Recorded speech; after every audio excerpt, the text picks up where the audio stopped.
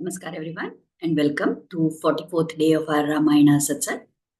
Lakshmi Natha Samarambham Nathayamuna Madhyamam Asmadacharya Paryantam Vande Guru Paramparam Yo Nityamachyuta Padam Bhuja Yugma Rugma Vyamohatastaditarani Trinaya Mene Asmad Guror Bhagavatosya Dayaika Sindho Ramanujasya Charanau Sharanam Prapadye आपदामपहर्तारं दातारं सर्वसम्पदां लोकाभिरामं श्रीरामं भूयो भूयो नमाम्यहं यत्र यत्र रघुनाथकीर्तनं तत्र तत्र कृतमस्तकाञ्जलिं बाष्पवारी परिपूर्णलोचनं मारुतिं नमत राक्षसान्तकं कूजन्तं राम रामेति मधुरं मधुराक्षरम् आरुह्य कविताशाखां वन्दे वाल्मीकिकोकिलम् वेदवेद्ये पुरे परे पुंसि जाते दशरथात्मजे वेदप्राचेतसादासीत् साक्षात् रामायणात्मना. With prayers at the lotus feet of Sri Rama and Acharyas, let us go to our topic for today. So in the previous satsang, we saw how Hanuman had met Sita and then she gives him the Chudamani to show to Rama. Then she also narrates to him different events that only she and Rama knew about, and he takes leave from her. So Anjaneya has left Sita. Then he thinks that, okay, I came here, I have found Sita, so whatever Rama has told me to do, that part of the mission is completed. But before I go, now it is very clear from what Sita has told that Rama has to come here, he has to defeat the Rakshasas, and we have to take Sita back. So for that, let me just assess the ability, the strength, the capacity of this Ravana. Let me find out what is actually their capability and how we need to fight against them. So to assess that strength, he decides that he should do something so that he gets their attention, and he wants to actually have a meeting with Ravana. So what he does is, in one corner of that Ashokavana, there was a mace which was lying there, one gada which was lying there. So he picks up that gada and he starts hitting around. He hits the trees, he hits the Rakshasas, they come to fight with him, beats them up nicely, and he's totally creating a lot of destruction in that Ashokavana. All this news reaches Ravana, and he sends all his best senapatis. He even sends his son called Akshay Kumar, and all great warriors from their side. They come there, and nobody is able to stop Hanuman. He beats up all of them. He even kills that Akshay Kumara. And then he has created total menace in that place. So finally, what happens is Indrajit, who is the eldest son of Ravana, he comes there, and this Indrajit hits the Brahmastra at Hanuman, and Hanuman gets captured by that. Now, after that, this Hanuman is taken to Ravana. And there, when Hanuman sees Ravana, he is so surprised to see Ravana. Aho rupam, aho dhairyam, aho sattvam, aho dyutihi, aho rakshasa rajasya, sarva lakshana yuktata. He is surprised because he sees that Ravana has all the most auspicious, the Mangala Lakshanas, whatever should be there in a king, in somebody who is, out to be a great person in this world, or whatever qualities that person should have, the rupa, the form of that person, the courage of that person, the strength of that person, that whatever sattva he has, whatever is the essence of that person, whatever are their appearance, every possible way, right? This king, but unfortunately, he is Rakshasa Raja. That is what Hanuman is thinking in his mind. And he thinks that if only this Ravana had not been adharmi, if he had been on the path of dharma, he could have also protected this world like Indra. But the unfortunate thing is that he is not on the path of dharma. He is totally adharmi person. And what is the use of all these qualities that he is having? Like that, Hanuman thinks in his mind. Now Ravana wants to know. He asks, "Who are you? Why have you come here?" And so on. So Hanuman replies to him. He says, Dutoham iti vigneyo raghavasya taujasaha shruyatam chapi vachanam mama patyamidam prabho.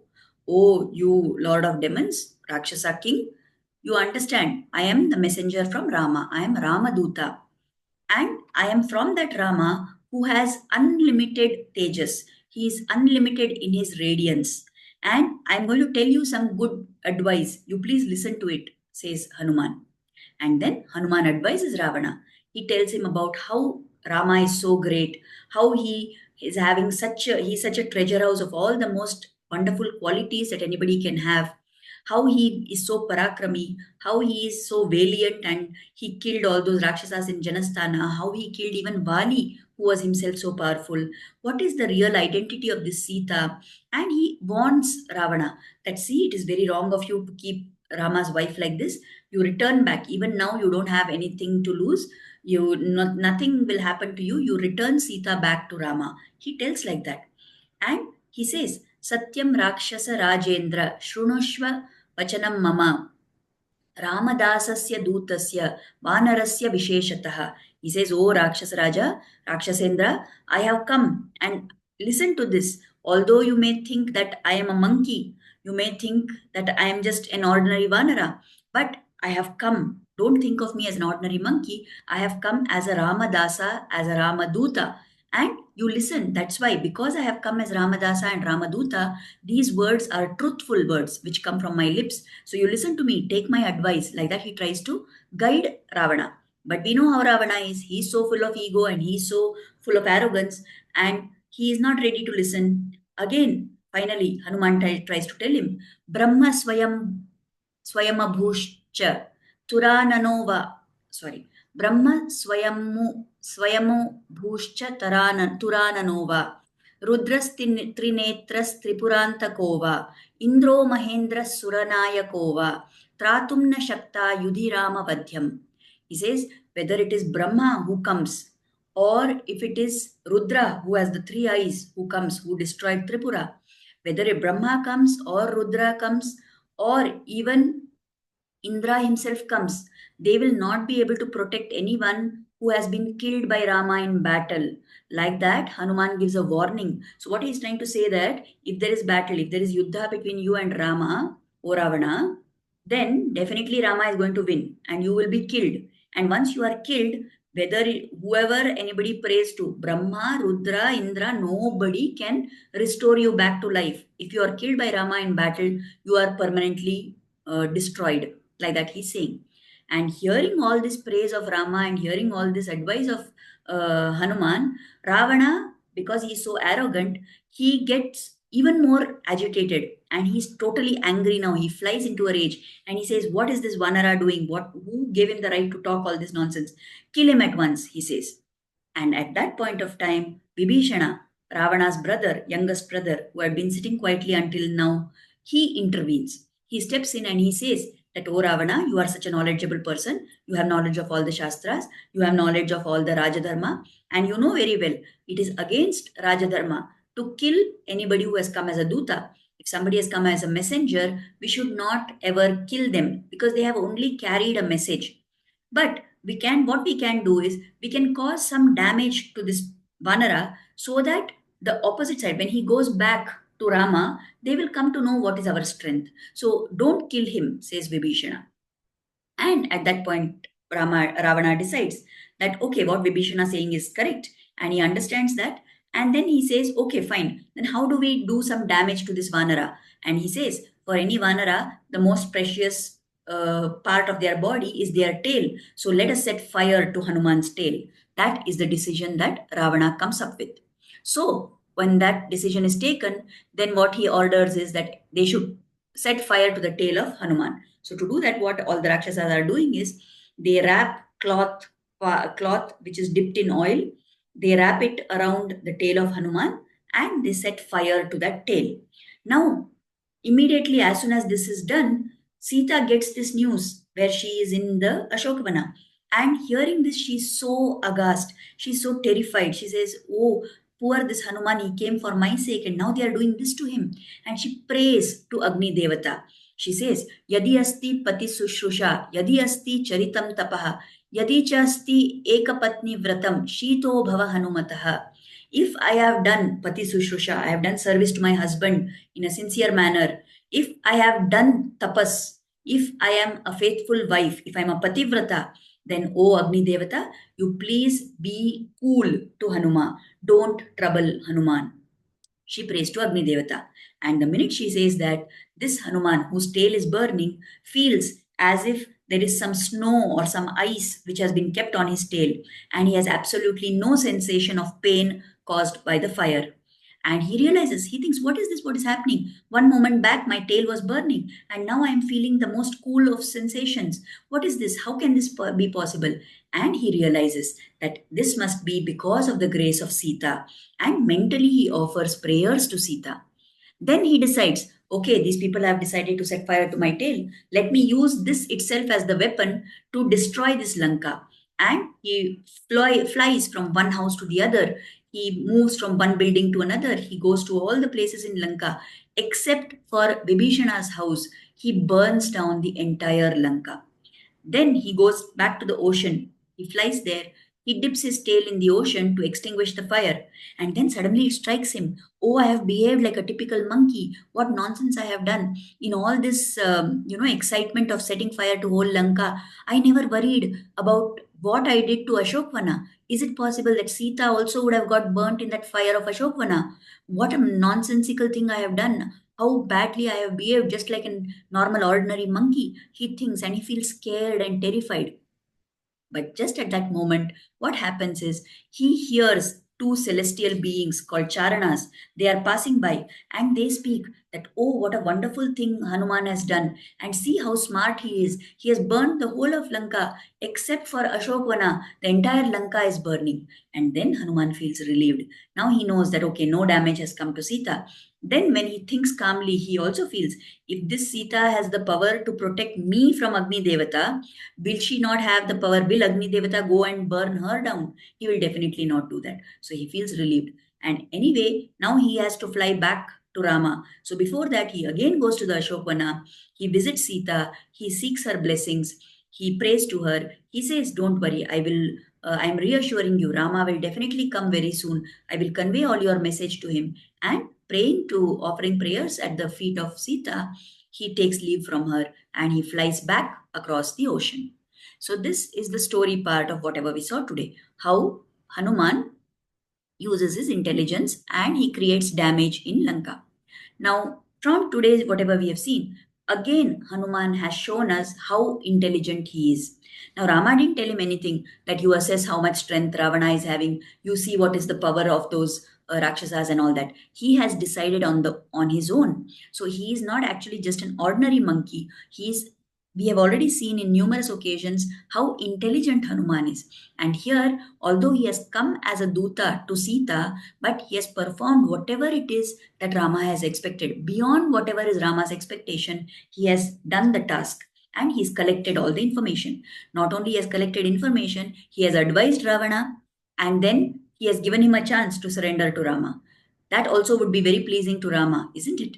Then he has caused destruction in Lanka so that they know that Rama is not an ordinary person. So he has done that also. So he has completely used his intelligence in the best way possible to act as a Duta in this situation. Okay. Now we saw that when Indrajit came there, he bound up Hanuman with Brahmastra. Now, in reality, this Hanuman, you remember we talked about how when he was injured because of Indra's Vajrayuda and then he was given a lot of powers by the Devatas themselves. So, at that time, the Vara, the boon which he got from Brahma, was that you will never be troubled by the Brahmastra.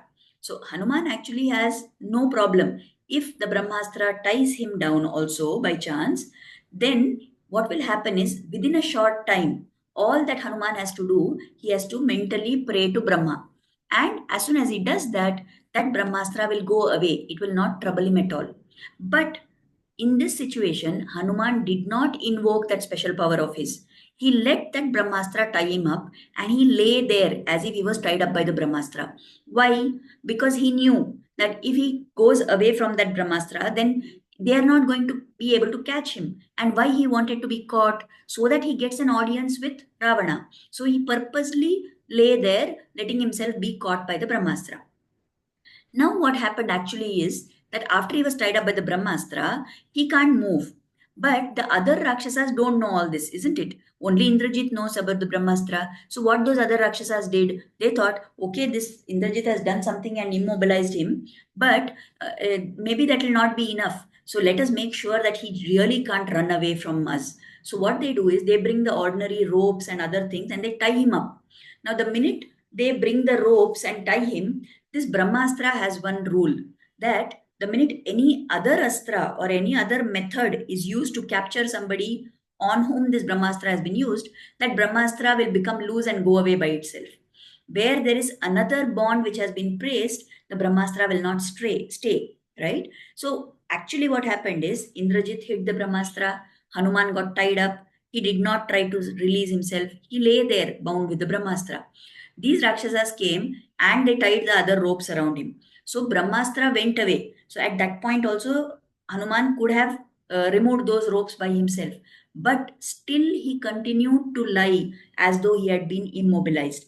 Now Indrajit saw this and he realized that okay, this Hanuman has actually got released from Brahmastra, but he's still pretending as if he's caught up by these ropes. That itself shows that he's not an ordinary Vanara. So Indrajit recognized the true value of this Hanuman and he knew. But what is the use of that knowledge? When you are filled with arrogance, you think that whatever you observe, you may observe it, but it does not register any impact on you. And that is why Indrajit was not able to guide his father and say that don't do such things. He also, although he realized the identity that Hanuman must be some special kind of Vanara, he did not talk anything about it because he was filled with arrogance that we will definitely be more superior to this Rama and his Vanaras.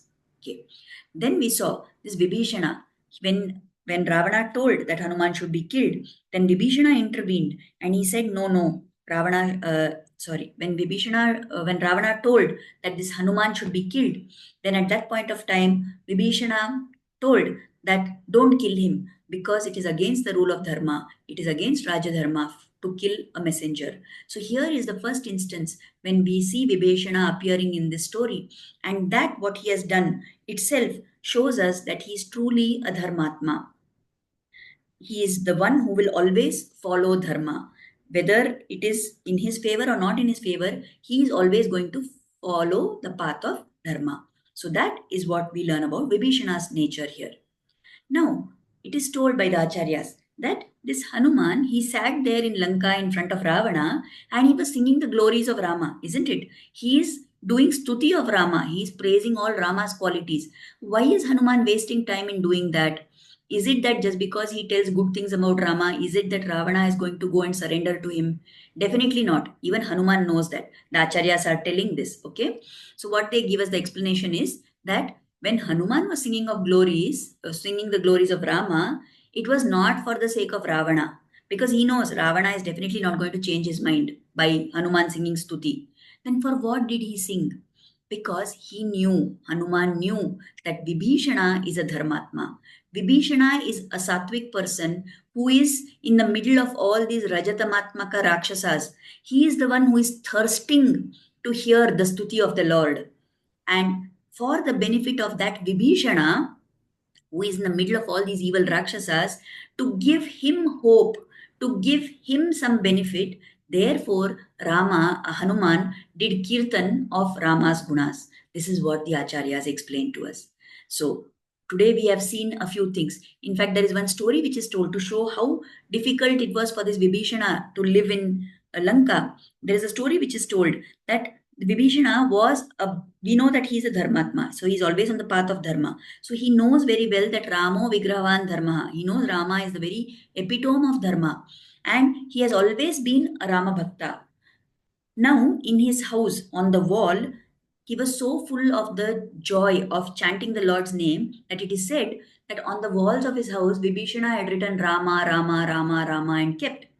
And once when Ravana came there and he saw that, he was very angry with Vibhishana. He said, what is this? This Rama is my enemy. And how are you writing Rama's names on your wall? Why have you done something like this?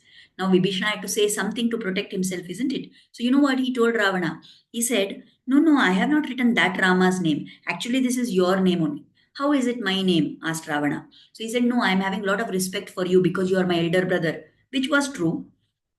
He did have respect for Ravana, although he didn't agree with what he did when he kidnapped Sita. But Vibhishana had his respect for Ravana. So he said, "You are my brother, elder brother, so I have a lot of respect for you. Equally, elder brother's wife is like our mother, so I have a lot of respect for your wife, Mandodari, also.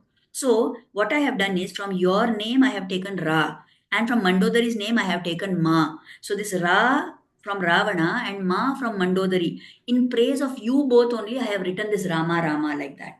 Like that, Vibhishana told to escape the anger of Ravana. So, in such great difficulty, this Vibhishana, who is a Sattvic person, was living in that Rajatama filled Lanka.